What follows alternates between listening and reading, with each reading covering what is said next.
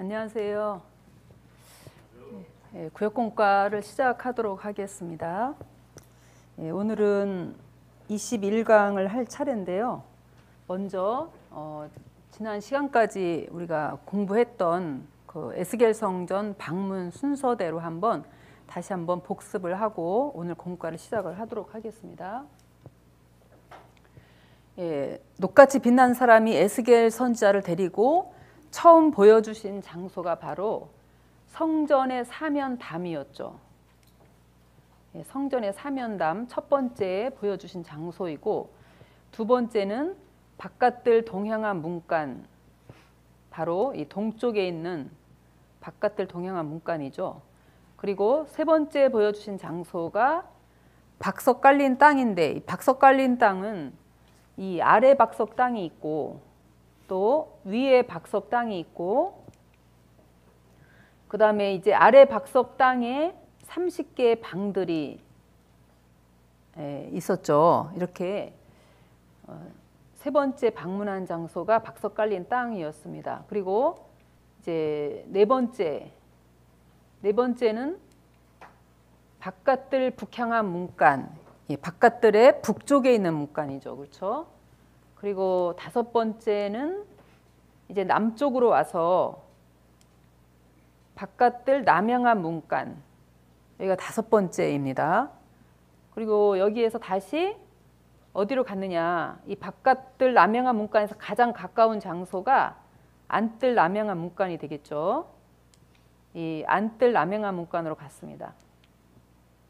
그래서 안뜰 남향한 문간이 여섯 번째 방문한 장소인데, 이제 오늘 공부하려고 하는 것은 바로 이 안뜰 남향한 문간에서 보여주신 그 주랑현관이라는 것에 대해서 공부를 할 거예요.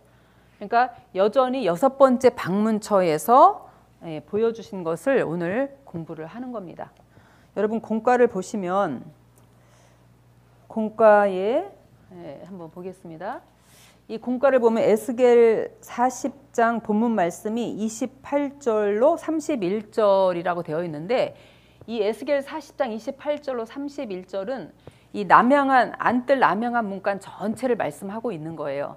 그래서 지난주에 이어서 우리가 안뜰 남향한 문간 안에 있는 주랑현관을 오늘 공부를 하는 거기 때문에, 오늘은 주랑현관에 대한 본문은 이 에스겔 40장 30절 한 절이 해당이 되겠습니다. 한번 에스겔 40장 30절을 한번 볼게요. 우리 오늘 공과의 본문 말씀은 이 에스겔 40장 30절 하나만 우리가 읽으시면 되겠습니다. 그 사면 현관의 장은 25척이요 광은 5척이며, 이것이 오늘 공부하려고 하는 내용입니다.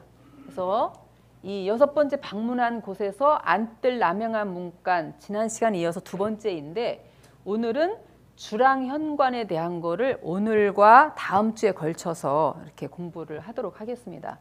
그래서 먼저 에스겔 40장 30절의 현관, 오늘 본문에 보니까 그 사면 현관의 장은 25척이요 라고 했는데, 이 현관이라고 말씀하셨잖아요. 이 현관은 지난번에 우리가 배웠던 현관하고 다른 현관이에요. 그래서 오늘 배우려고 하는 현관에는 주랑이라는 말을 붙였습니다. 주랑현관이에요. 그래서 보겠습니다. 에스겔 40장 30절에서 그 사면 현관의 장은 25척이요 광은 5척이며, 이 구절은 안뜰 문간의 현관이 아니라 문간을 두르고 있는 주랑현관에 대해서 말씀하는 것입니다. 그랬죠? 여기 보시면요, 이 구절은 안뜰 문간의 현관이 아니라, 이 무슨 뜻이냐면은 그 문간 안의 현관이 아니라는 거예요. 오늘 배우려고 하는 거는. 그러니까 지난번에 배웠던 그 문간 안의 현관하고 이거하고는 다른 거죠.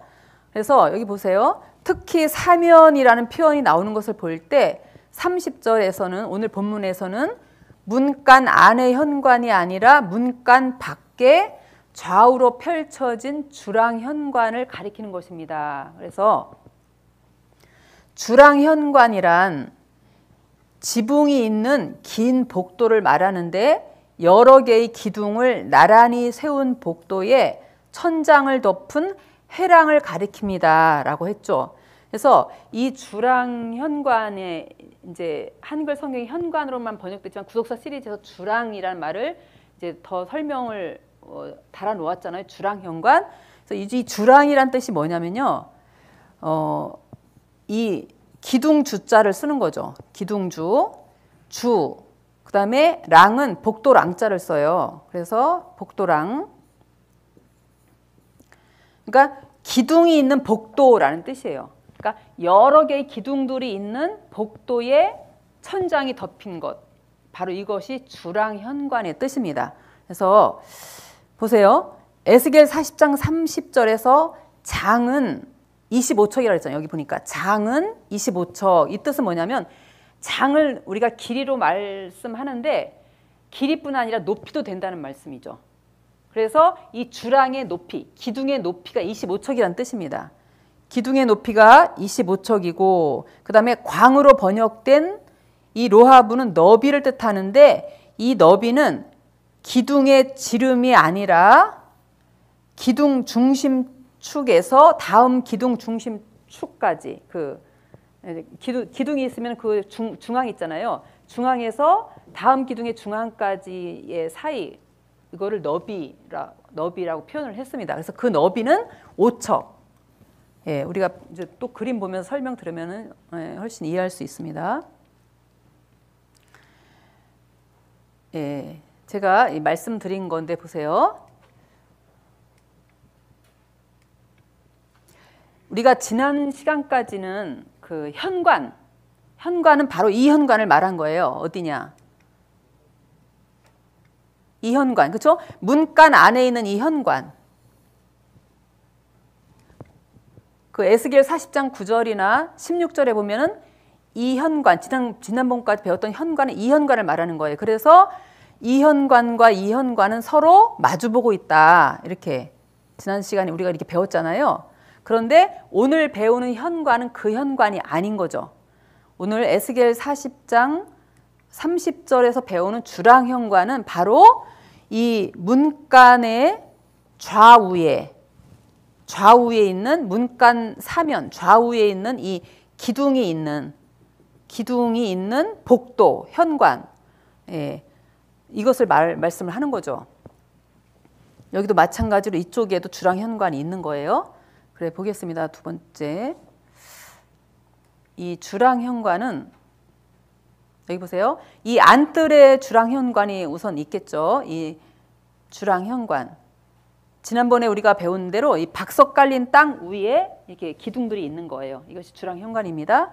그리고 바깥뜰에도 있습니다. 바깥뜰 이렇게 그 박석 깔린 땅 위에 주랑이 있는 거예요. 그래서 이 전체를 주랑현관이다 이렇게 말씀을 하는 거죠. 이 에스겔 40장 30절 주랑현관은 이것을 의미한다는 것을 우리가 아시면 되겠습니다. 그래서 그럼 주랑현관의 넓이를 한번 좀 생각을 해보는 거예요. 왜냐하면 주랑현관에 우리가 기둥의 개수가 이제 나올 수 있는데 이 안뜰에 이 주랑현관이 이렇게 있다고 그랬잖아요. 그러면은 이 안뜰 보세요. 이게 안뜰이거든요.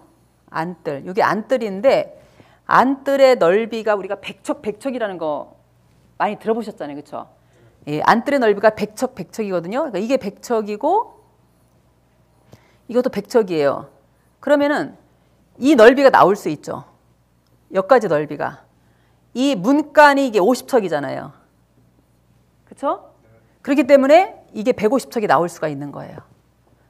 아, 주랑현관의 넓이가 이 정도 되겠구나라고 알 수 있죠. 그 다음에 여기는 몇 척이 될까? 200척이 될 수 있죠. 왜냐하면 이게 100척이기 때문에 이쪽 문간의 길이와 이쪽 문간의 길이를 합하면 이게 50척이니까 이게 200척이 되는 거죠.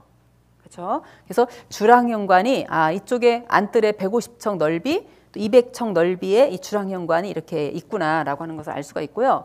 그다음에 이쪽에 우리가 넓이도 바깥뜰의 주랑현관의 넓이도 어느 정도 면적의 주랑현관이 있구나라는 것을 알 수가 있는데 보세요. 여기는 150척이 되죠. 왜냐하면 이게 현재 200척이잖아요. 여기가 200척이니까. 그쵸? 이게 200척이니까 어떻게 된 거죠? 네.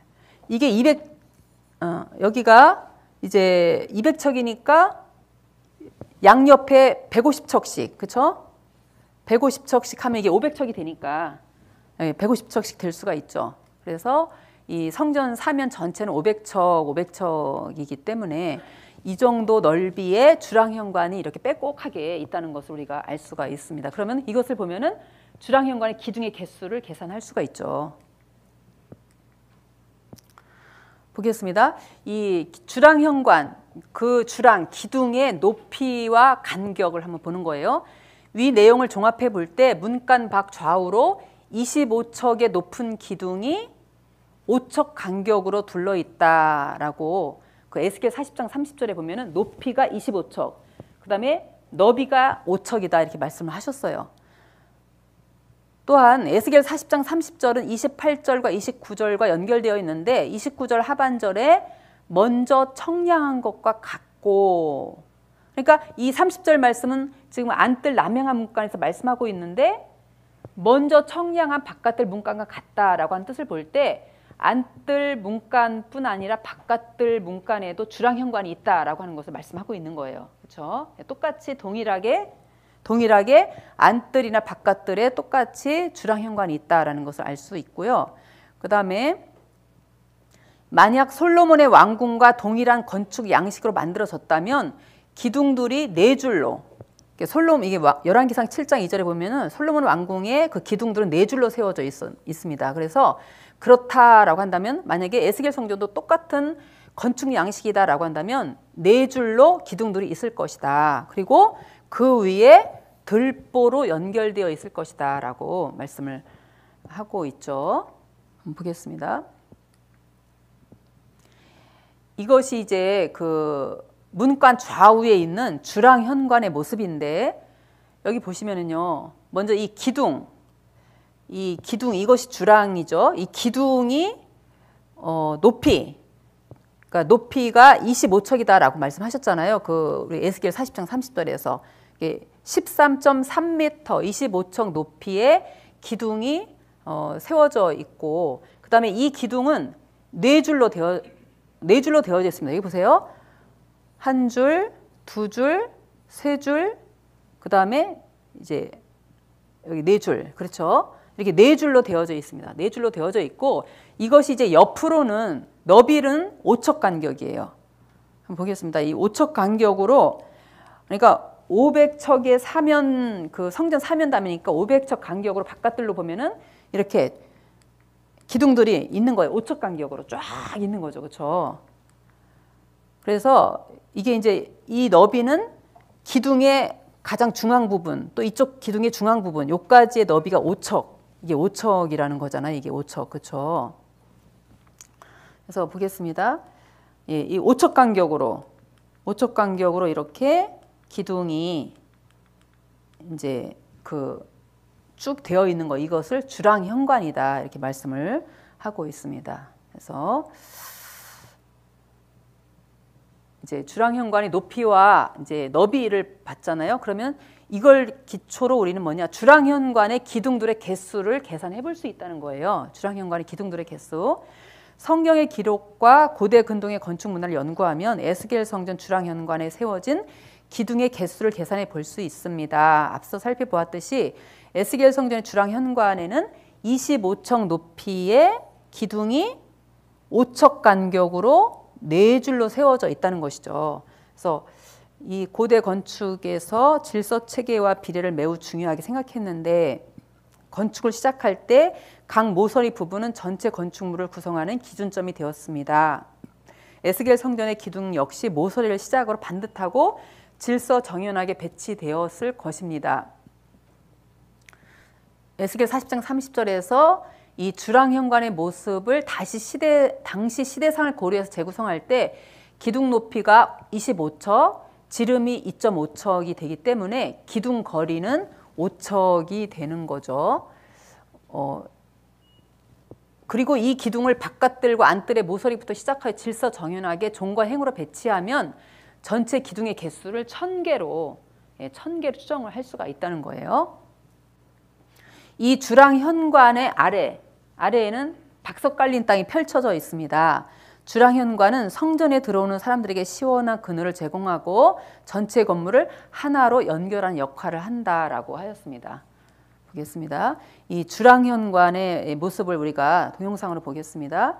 이게 빨간 게 다 주랑 현관이죠, 그렇죠? 이 문간 좌우편으로 이 바깥들의 모습이었고, 이 주랑 현관의 이제 높이, 이 기둥의 높이가 얼마냐라고 할 때 25척, 13.3m가 되고, 그리고 이제 기둥과 기둥 사이의 넓이는 5척의 그 너비가 되겠습니다. 그리고 이제 이게 바깥들 주랑의 모습이잖아요. 바깥들 현관, 그 주랑, 문간 옆에 주랑인데 여기 보시면은 가운데는 두 줄만 진하게 보이잖아요. 거기 뭐냐, 방이 있기 때문에 바깥들 이 문간 옆에는 방이 5개씩 방들이 30개가 있잖아요. 그래서 그래서 총 해서 1000개의 기둥이 있을 것이다라고 하는 것을 우리가 알 수 있고요. 그래서 여기 다시 한번 본다면은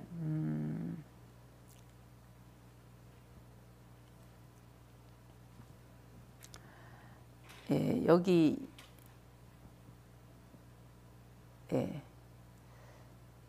다음에 보겠습니다. 그러면요, 보세요. 이 안뜰 주랑 현관에 이 네 줄로 되어 있잖아요. 이 네 줄로 되어 있는 주랑 현관의 모습이고, 옆으로는 5척 너비의 주랑이 되어 있는 것을 볼 수가 있죠. 안뜰 주랑 현관에는 그 방이 없잖아요, 그렇죠? 그래서 쭉 네 줄로 되어 있고, 그러나 바깥들 주랑 현관에는 방이 있기 때문에 양쪽 줄은 다 있지만 이게 안쪽에는 그 방 있는 부분에는 기둥이 없겠죠, 그렇죠? 아까 그것을 나타낸 것이고요. 그래서 오늘의 그 구속 경륜을 한번 보겠습니다. 이 주랑 현관의 기둥들의 개수는 약 1000개다라고 하였죠. 그러면은 이 1000개, 그러면요, 이것이 이제 우리가 이 21강하고 다음 주 22강에 주랑 현관이 또 한 번 나오는데, 22강에 보면은 이 1000개라는 그 숫자에 대해서 자세하게 설명을 하셨는데, 제가 오늘은 21강에서 이 의미를 한번 생각을 해보도록 하겠습니다. 이 1000이라는 숫자는 10이 3번 곱해진 숫자예요. 그러니까 10이라는 건 완전수거든요. 완전수. 그래서 이 1000은 그 완전이 3번 있으니까 최고의 충만, 최고의 완전수, 완전한 충만, 이것을 가리킨다라고 말씀하셨는데요. 그래서 우리는 1000배의 축복이다라고 하는 것은요, 최고의 축복이라는 뜻입니다. 근데 신명기 1장 11절에 보면은 이 모세가 마지막 가나안 땅을 들어가기 직전에 그 마지막 그 이스라엘 백성들한테 한 설교가 바로 이 신명기서잖아요. 마지막 고별 설교. 마지막 고별 설교를 하면서 모세가 이제 이스라엘 백성들에게 뭐라고 했냐면, 너희가 가나안 땅의 약속의 땅에 들어가서 하나님의 말씀에 순종하기만 하면 하나님은 너희에게 현재보다 1000배나 너에게 복을 주실 것이다. 현재보다 1000배의 축복을 주시기를 원한다. 이것이 마지막 모세의 그 설교였습니다. 마지막 축복의 내용이었죠. 그런데 제가 이 말씀을 준비하다 보니까요, 아주 놀라운 사실을 봤는데, 우리가 원로 목사님께서 2014년 12월 17일 날 천국 가셨잖아요. 근데 2014년 1월 1일 마지막 신년 예배의 설교 말씀이 이 본문이었습니다. 신명기 1장 11절을 근거로 말씀의 언약에 따라 천천만만 하늘의 복과 땅의 복. 그래서 우리한테 정말 그 설교를 준비하시면서 설교하시면서 뭐라고 말씀하셨냐면, 하여간 2014년에 어떤 일이 있을지를 모르겠지만 하여간 그 설교를 12번을 고치시고, 그다음에 마지막 주일날 또 한 번 13번 고치셨다는 거예요. 그러면서 이 설교가 기념비적인 설교가 되어야 되겠다라고 해서 그렇게 그 앞에다 또 그렇게 쓰셨대요. 기념비적인 설교. 근데 그 내용이 바로 우리한테 1000배의 축복을 주신 내용이었습니다. 그래서 시편 144편 13절에 보면요. 천천만만의 축복이 있어요. 천천만만의 축복. 그래서 우리한테 그렇게 말씀하셨어요.